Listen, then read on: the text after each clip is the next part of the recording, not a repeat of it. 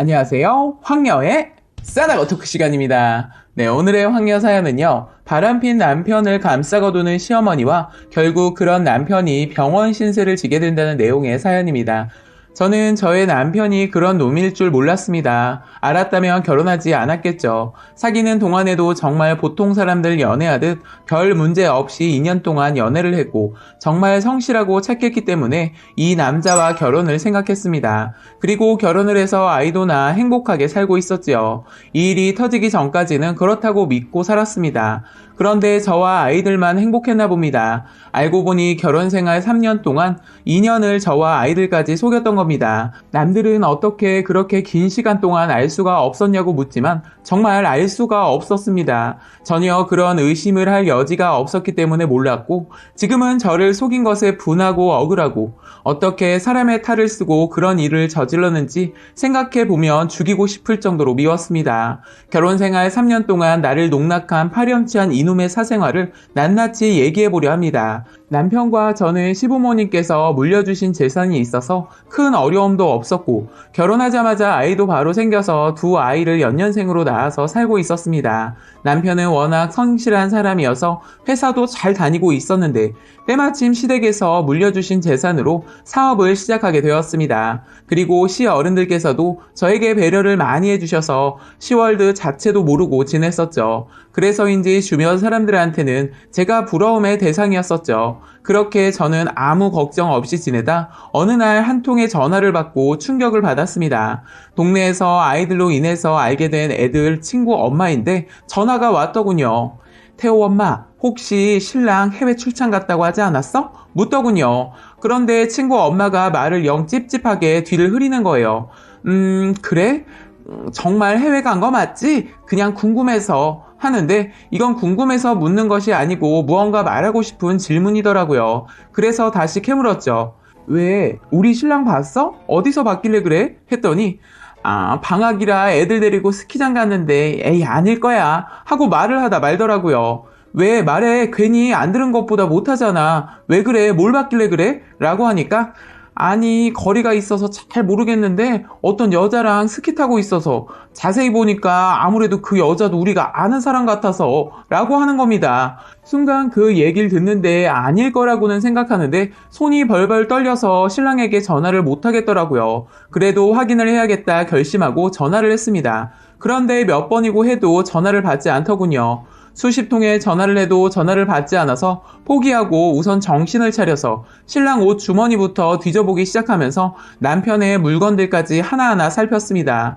그런데 순간 남편의 카드 내역이 눈에 들어오더군요. 그동안 신랑이 저에게 생활비만 주고 나머지는 남편이 카드며 세금 다 도맡아서 관리하고 있어서 저는 전혀 관여를 안 하다 보니 남편의 카드 내역 역시 관심도 없었습니다. 그런데 의심 가는 부분이 한두 개가 아닌 거예요. 신랑이 사업을 하다 보니 술자리 대접도 많고 노래방은 기본이고 이렇다 보니 카드 내역이 거기서 거기여서 한두 번 보다 굳이 보면 그럴 것 같아 신경 쓰지 않았죠. 그런데 그 외에도 고급진 식당과 유독 백화점 내역이 많은데 매장 이름이 여성 의류 쪽이고 상당한 가격의 상품으로만 있는 거예요. 사실 제가 얼마 전 생일이어서 백화점 선물을 받긴 받았는데 이 정도의 금액은 아니어서 혹시 시어머니께 사드렸나 생각했습니다. 혹시나 해서 이전 내역도 보니 죄다 백화점, 고급진 식당, 호텔이더라고요. 순간 온몸이 마비가 오는 듯한 기분이었습니다. 이 상황을 어떻게 정리해야 할까 고민을 하고 있다 갑자기 떠오른 생각이 우리가 아는 사람일 거라는 말이 떠올랐습니다.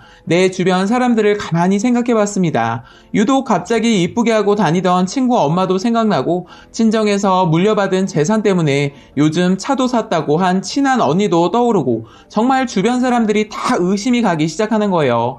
정말 하루 꼬박 날을 새고 신랑이 오기만을 기다리며 벼르고 있었습니다. 오후가 되니 출장 다녀왔다면서 선물이며 먹을 것을 바리바리 사왔더라고요. 선물은 죄다 면세점에서 산 것들이더라고요. 그래서 그냥 아무렇지 않게 뭐야 다 면세점에서 샀어? 했더니 왜 그래? 언제는 현지에서 뭐 산다고 뭐라 하더니? 라고 하는 겁니다. 그래요, 맞습니다. 제가 잘못 트집을 잡았구나 싶어 얼른 말을 돌렸죠. 많이 피곤하지? 사업하지 말라고 그렇게 말렸는데 사업하더니 고생이 많네. 얼른 씻고 쉬어. 하고 가방을 정리하려 하는데 갑자기 가방을 다급하게 뺐더니 내가 정리할게. 내가 입은 거랑 안 입은 거 구분해야 하니까 그냥 둬. 라고 하길래 다른 때 같으면 귀찮기도 하고 아싸 하고 내버려 두었을 겁니다. 그런데 내 눈으로 확인하고 싶었어요. 그래서 내버려 두라고 하는 신랑의 가방을 억지로 열었습니다. 가방을 여는 순간 그런 생각이 들더군요. 모르고 받으면 서프라이즈 선물인 줄 알겠더라고요. 아니 뭐야? 뭐가 이렇게 종류도 많고 다양하고 그것도 같은 게 2개씩이고 3개씩도 있네? 뭐야? 액세서리를 뭘 이렇게 많이 샀어? 했더니 자기 거랑 엄마 거, 그리고 자기 아는 사람들 나눠주라고 많이 샀어. 에이, 서프라이즈 하려고 했더니, 에이, 망했네. 이렇게 능청스럽게 거짓말을 하더군요. 내가 아무것도 모를 줄 알고 쇼를 하더군요.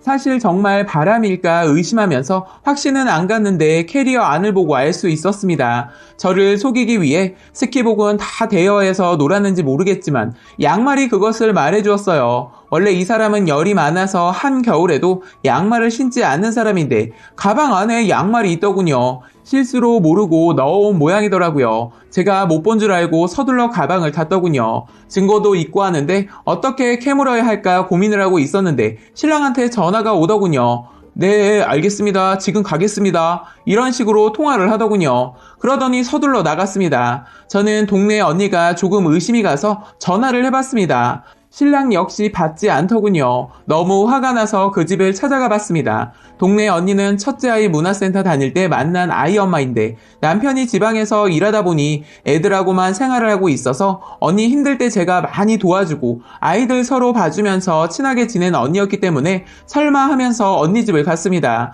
떨리는 마음으로 제가 언니네 배를 누리려 하는데 그 순간 문이 열리고 신랑이 나오는 겁니다. 저는 너무 놀라 그 자리에서 주저앉았고 놀란 신랑 역시 어쩔 줄 몰라 하더군요. 안에서는 밖의 상황이 시끄러웠는지 나와보더니 저를 보자마자 문을 닫아버리더군요. 순간 앞이 캄캄했고 이대로 집에 갈 수가 없었습니다. 저는 순간 그때 이성을 잃은 듯 싶습니다. 고래고래 소리 지르고 문을 두드리고 대성통곡을 하자 주변 사람들이 다 나오고 아파트 단지 안은 온통 제 울음소리야 고함소리로 난리가 아니었죠. 그런 신랑은 저를 끌어서 집에 가자고 제가 버티니까 심지어 폭력까지 하더군요. 저를 밀치면서 그만 좀 하라고 했지, 그만 좀 하라고 하면서 제 배를 차고 머리채를 잡은 채 저를 끌어대더군요. 그런 신랑을 주변 사람들이 말리고 있었는데 근처에 살던 시어머니는 소식을 듣고 쫓아오셨더군요. 그런데 오히려 저를 나무라면서 동네 창피하게 지금 뭐 하는 거야? 네 남편 창피 줘서 너가 뭐가 득이 된다고 이러냐?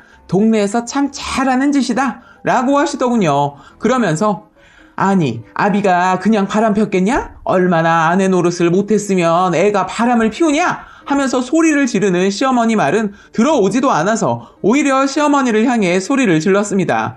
조용히 하세요. 지금 제 입장 아니면 이 상황 아무도 몰라요.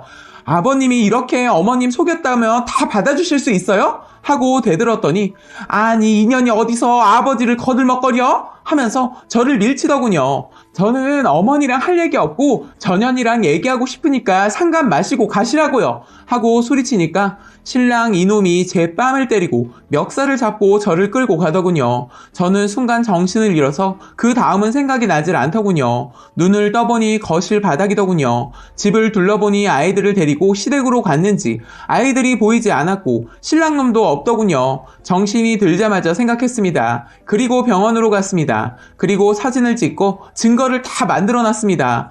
그리고 그 다음으로 저는 그년에게 받은 배신감에 가만두지 않을 생각을 하고 있었는데 마침 그 전에 그 여자가 혹시라도 무슨 일이 있으면 자기 남편한테 연락해달라고 준 번호가 있어서 그 여자 남편에게 전화를 했습니다. 내가 이렇게까지 하는 이유는 생각해보니 너무 기가 찬 일도 있었고 화가 나서 참을 수가 없더군요. 예전부터 일이 있으면 아이들 봐달라고 자주 우리 집에 재운 적이 많은데 이 연놈들이 이러고 다녔던 모양이더라고요. 가만두고 싶지 않더군요. 그래서 지금까지 있었던 사실을 다 말해주었습니다. 그렇게 그쪽은 해결하고 저는 이혼 준비를 하고 있었습니다. 시댁에서는 며칠이 지나고 아이들을 집에 보내지 않더군요. 저는 이혼 준비를 단단히 하고 친정에도 알려서 친정 부모님 그리고 오빠 동생들과 함께 시댁을 찾아갔습니다. 배를 누르자 아들이 엄마 하고 나오더니 저를 보자마자 얼굴에 난 상처를 보고 엄마 아파? 묻더라고요. 너무 마음이 아팠습니다. 저는 아이들을 동생에게 데리고 나갔다 오라 하고 밖으로 내보냈습니다. 그리고 마침 시댁 부모님 다 계시고 신랑놈도 있어서 얘기를 꺼냈죠. 먼저 저희 친정 아버지께서 말씀을 하셨습니다. 김서방, 자네가 우리 애를 이렇게 만들어놨나? 신랑놈 무릎 꿇더니 죄송합니다 하더군요. 그런데 갑자기 시어머니가 나서더니 아니 왜 무릎을 꿇고 그래? 아니 사돈 남자가 사업하다 보면 바람도 피우고 하지 뭘 그거 가지고 유난입니까? 하는 거예요. 저는 더 이상 듣고 싶지 않아서 말했죠. 제 주변에 있는 여자들을 다 사업 때문에 알고 지냈다고요? 제가 알아보니까 접대 그 여자 말고도 셋이나 더 놀아놨던데 모르셨어요? 그것도 사업에 필요했던 건가요? 라고 묻자 시어머니 한다는 소리가 너가 얼마나 여자 같지 않으면 다른 여자를 넘보겠니? 하길래 따끔한 한마디를 해줬습니다. 그래요? 바람이요? 솔직히 제가 모르는 사람이랑 그랬다면 어떻게 했을까 생각도 해봤는데요. 저는 끝은 똑같을 것 같네요. 그리고 저를 2년 동안 속이고 제 주변 여자들이랑 그렇게 지냈다는 게 저를 화나게 하는 거예요. 오늘부터 이 사람 힘들 거예요. 제가 그 여자들 남편들한테 다 알렸어요. 조금 있으면 쳐들어올 거니까 알고나 계세요. 라고 하자 시어머니 갑자기 2년이 사람 잡네? 하는 겁니다. 지 아들 도망시키려고 했는데 갑자기 한 남자가 상기된 얼굴로 하고 쳐들어오더니 남편의 멱살을 잡더니 주먹으로 얼굴을 날리고 시어머니 말리고 시아버지도 말리다 넘어지셨네요. 저는 더 이상 보고 싶지도 않고 이미 내 손에서 끝난 것 같아 저희 부모님 모시고 나와버렸습니다. 그리고 아이도 데리고 친정으로 갔습니다. 저는 그렇게 친정에서 보내고 있고 아직 이혼은 못하고 있습니다. 신랑이란 놈이 중환자실에 누워있기 때문입니다. 신랑은 그날 그 남자에게 반 죽을 정도로 맞았는데 또 다른 남자가 다음날 와서 또 한 번 죽일 듯이 때려서 정신을 잃었다고 들었어요. 그래서 응급실에 실려갔는데 지금은 중환자실에 있다고 들었습니다. 그 내연녀 남편들은 처벌받고 이혼은 절대 해주지 않고 있다고 들었어요.